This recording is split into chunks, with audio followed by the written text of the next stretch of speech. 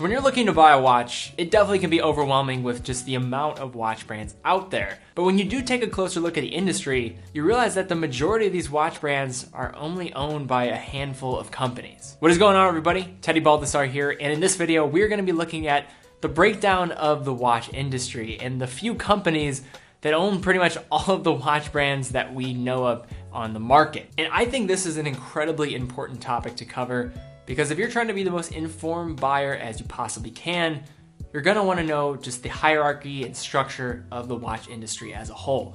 So guys, let's jump into the video.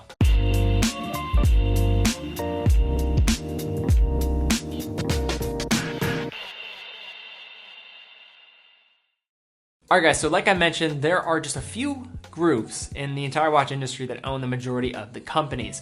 So I'm going to go through one by one some of the most notable names and the companies that are underneath their umbrella, and then go through some privately owned companies and some less known groups, as well as some privately owned watch brands. And I'd love for you guys to guess, just name a couple watch brands that are solo or only owned by themselves, and there is really no subsidiary structure underneath them. All right, so first up, we have the LVMH group. So this is the largest luxury goods company in the entire world, as it's racking in over $49.6 billion in total revenue in 2017 alone, a 13% increase over the previous year. And when you're looking at watches though, it's definitely a small fraction of that. This company houses brands like Tag Heuer, Hublot, Zenith underneath their umbrella, but also has companies like Dior and Louis Vuitton. So their total watch revenue is $4.4 billion US, a very small fraction of the nearly $50 billion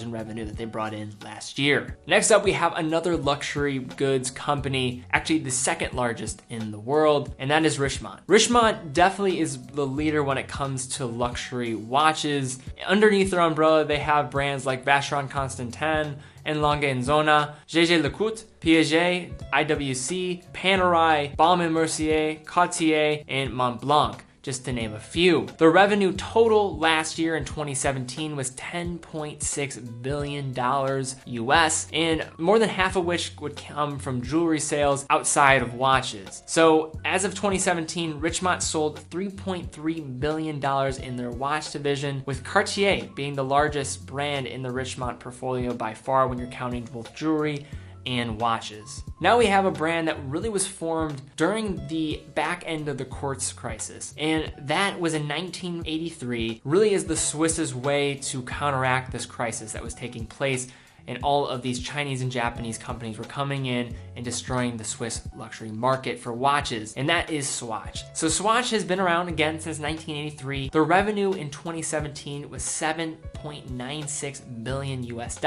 You almost get lost when you're talking about a lot of these brands. They have brands like Breguet, Blancpain, Glasuta Original, Omega, Longines, Rado, Tissot, Certina, Mito, Hamilton, and of course Swatch. It is a very large organization, and really from its conception has scaled out a lot. It also houses the movement company ETA as well. So Swatch is definitely one of the largest leaders when it comes to the watch industry. So next up we have the Seiko group, and the Seiko group actually houses three separate branches, one housing the watch brand that we know. However, there's a couple other branches. So the Seiko Holdings Corporation is what houses all of their clocks and watch and wristwatch manufacturing. But they also have two other subdivisions, Seiko Instruments, and then the much larger Seiko Epson Corporation, which is by far the largest of the overall Seiko group and does bring in the majority of the revenue. However, let's focus on the Seiko Holdings Corporation, as that is going to be the home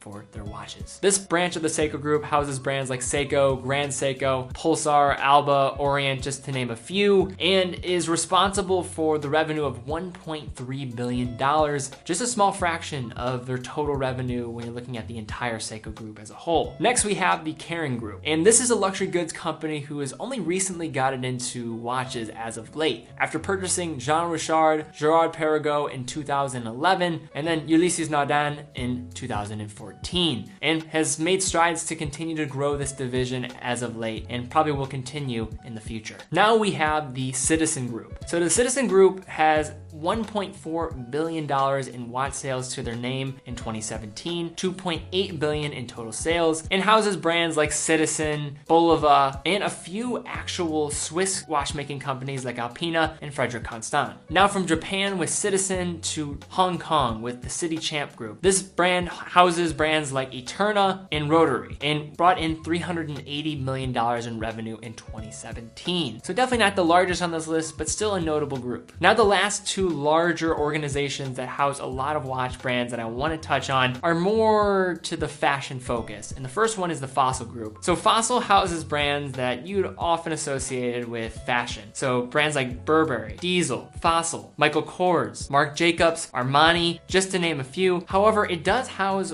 one prominent watchmaker that does have a pretty storied history in Zodiac, but other than that, you're looking at a lot of fashion brands. Their total sales last year, $2.8 billion.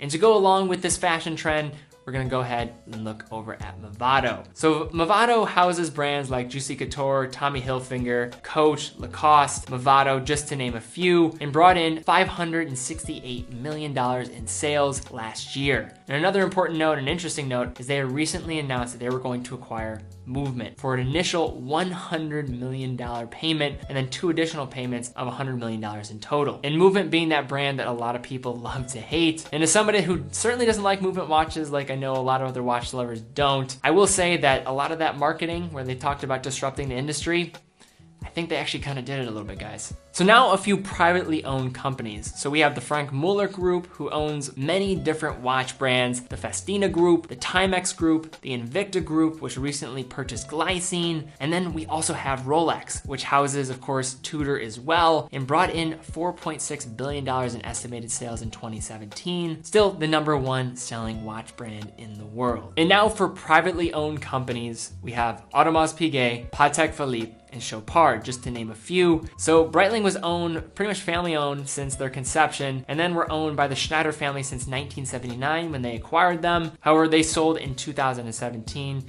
to a private equity firm, CVC Capital Partners, who now owns the company. So guys, that is kind of the general breakdown of the watch industry. Of course, there are a lot of different independent companies out there. I didn't touch on every single company out there, but this is a pretty good general breakdown of who owns who. And I want to pose a question. Do you guys think this is good for the industry as a whole, or do you think it perpetuates higher prices and maybe lack of ability to deliver a quality product, and it kind of becomes an echo chamber of kind of the same ideas for a lot of these companies? I'd love to hear comments down below. I think there, of course, are positives and negatives, having this be the structure of the industry. However, love to see comments as always, guys. So guys, if you like this video, be sure to give it a thumbs up. Be sure to subscribe. Also hit the bell icon so you know when I release content. That also really helps out the channel within YouTube's algorithm. I'm going to be announcing winners of the watch giveaway very soon, and as well as announcing the next watch for next month. So be sure to be able to fill out the form, follow me on Instagram so you can be entered to win those giveaways. And then of course, check out our Patreon if you want to support this new generation of watch lovers that we're trying to foster up here. Any support there would be greatly appreciated. And we also have some awesome perks there as well. All right, guys. So thanks so much for watching. Be well, and I will see you all very soon.